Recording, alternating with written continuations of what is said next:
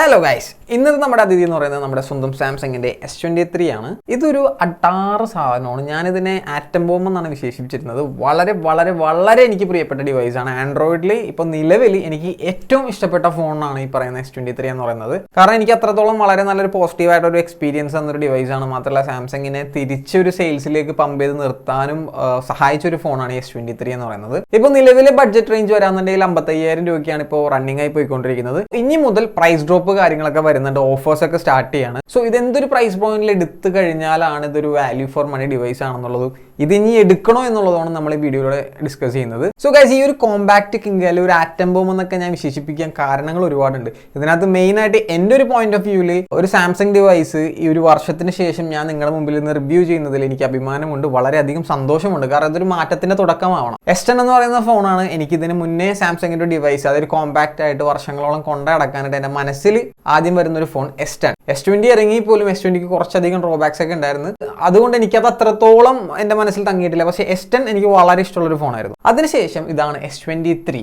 ഇതുവരെ ഇറങ്ങിയ സാംസങ്ങിന്റെ സീരീസ് ലൈനപ്പിൽ ദ ബെസ്റ്റ് ഫോൺ എന്ന് തന്നെ ഞാൻ പറയും. കോമ്പാക്ട് ആയിട്ടുള്ള ദ ബെസ്റ്റ് ഫോൺ. സോ 2024 നമ്മൾ നോക്കുകയാണെന്നുണ്ടെങ്കിലും ഇതിന്റെ ഒരു ഡിമാൻഡ് എന്ന് പറയുന്നത് ഇപ്പോഴും എവിടെയും പോയിട്ടില്ല. നല്ല ഡിമാൻഡാണ് ഈ ഫോൺ. നല്ല രീതിയിൽ ഇപ്പോഴും സെയിൽസ് നടക്കുന്നുണ്ട്.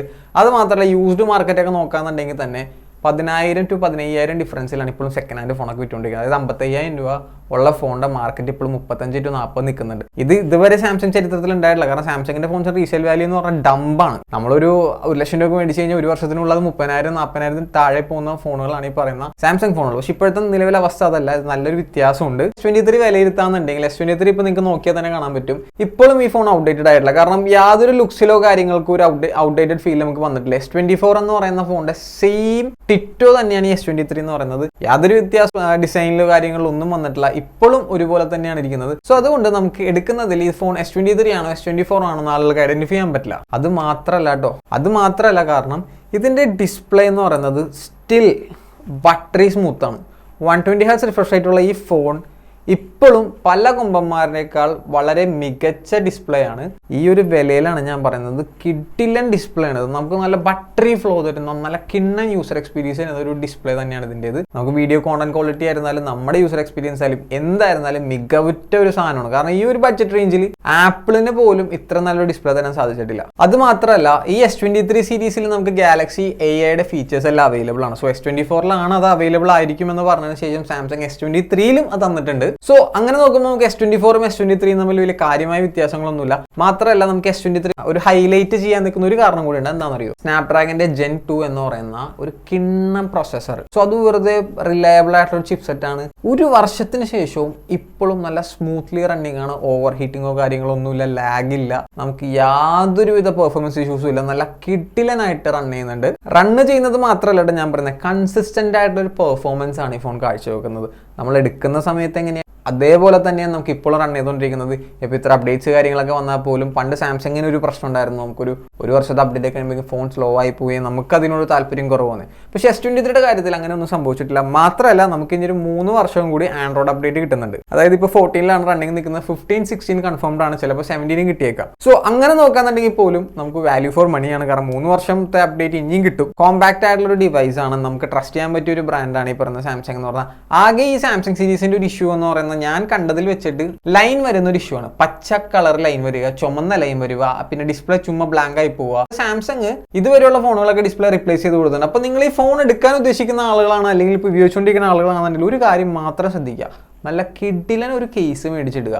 പിന്നെ നിലത്തിടരുത്. നല്ല രീതിയിൽ സേഫ് ആയിട്ട് കൊണ്ടെടുക്കുക. ഇതിൻ്റെ ഈ ബീഡിങ്സ് ഉണ്ട്. ഈ ബീഡിങ്സിലൊക്കെ എന്തെങ്കിലും ഡെൻറ്റോ സ്ക്രാച്ചോ കാര്യങ്ങളോ ഒക്കെ വന്നു കഴിഞ്ഞാൽ മാത്രമാണ് ഈ ഡിസ്പ്ലേയുടെ റിപ്ലേസ്മെന്റ് നമുക്ക് കിട്ടാത്തൊരു സിറ്റുവേഷൻ വരുന്നത്. അപ്പോൾ അതല്ലാതെ എൻ്റെ അന്വേഷണത്തിൽ എനിക്ക് ഇതുവരെ സാംസങ് S23 കാര്യമായ കംപ്ലൈൻറ്റോ കാര്യങ്ങളൊന്നും എനിക്ക് കണ്ടെത്താനായിട്ടില്ല.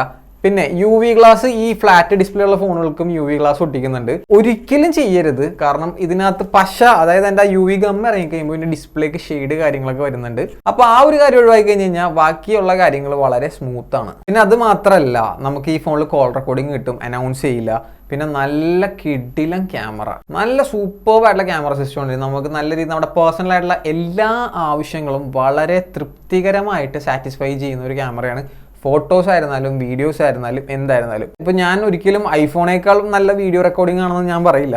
പക്ഷേ എന്നാൽ പോലും നമ്മുടെ പേഴ്സണലായിട്ട് യൂസിന് ഇത് ധാരാളമാണ്. നിങ്ങളൊരു കോണ്ടന്റ് ക്രിയേറ്റർ ഒക്കെ ആണെന്നുണ്ടെങ്കിൽ നിങ്ങൾക്ക് ഐഫോണിലേക്ക് പോകും. ഞാൻ ഈ പറയുന്നത് നോർമലായിട്ട് ഫോൺ ഉപയോഗിക്കാൻ ആഗ്രഹിക്കുന്ന ഒരാളാണ്, നിങ്ങൾക്ക് അത്യാവശ്യം ഒരു ഫുള്ളി ലോഡഡ് ആയിട്ടുള്ള ഫോൺ ആണെന്നുണ്ടെങ്കിൽ ഇത് 100% ഡിവൈസ് വർത്താണ്. സോ ഈ ഒരു ഫോണിന്റെ ഡീറ്റെയിൽഡ് ആയിട്ടൊരു റിവ്യൂ ഞാൻ ചെയ്തിട്ടുണ്ടായിരുന്നു. ഞാൻ അതിവിടെ ടാഗ് ചെയ്തിട്ടേക്കാം. അത് നിങ്ങൾ ശരിക്കും കണ്ടു നോക്കുക. ഞാൻ ഇതിന്റെ ഈച്ച് ആൻഡ് എവറി സ്പെക്ക് അതിൽ ഡീറ്റെയിൽ ആയിട്ട് പറഞ്ഞിട്ടുണ്ട്.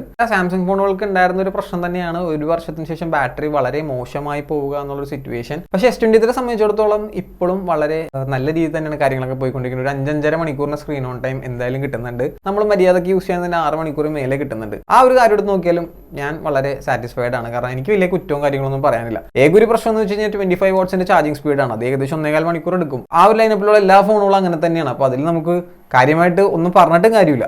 ഒരു കാര്യം നിങ്ങളോട് ഞാൻ ഉറപ്പിച്ചു പറയും, ഈ കാണുന്ന S23 ഒരു 40,000 രൂപ താഴെ നിങ്ങൾക്ക് കിട്ടുന്നുണ്ടെന്നുണ്ടെങ്കിൽ നിങ്ങൾ ഏത് ഫോൺ എടുക്കുന്നേക്കാൾ വളരെ ബെറ്റർ ആയിട്ടുള്ള ഓപ്ഷൻ തന്നെയാണ്. അതായത് ഒരു ലക്ഷറി പ്രീമിയം ഡിവൈസ് ആണ് ഈ S23 എന്ന് പറയുന്നത്.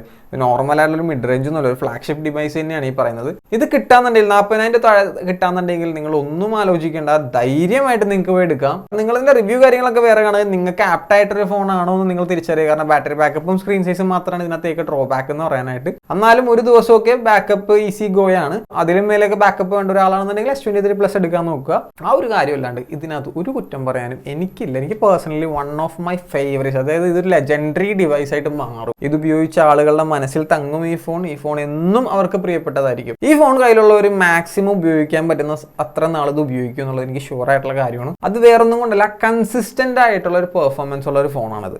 ആൻഡ് റിലയബിൾ ആണ്. 40,000 താഴെ കിട്ടുന്നുണ്ടെങ്കിൽ നിങ്ങൾ എടുക്കുക, ചുമ്മാ പൊളിക്കുക. അപ്പോൾ പുതിയൊരു വീഡിയോ ആയിട്ട് ഞാൻ വീണ്ടും വരുന്നതാണ്. നിങ്ങളുടെ സ്വന്തം ടെക് ട്രാം സൈനിങ് ഓഫ്.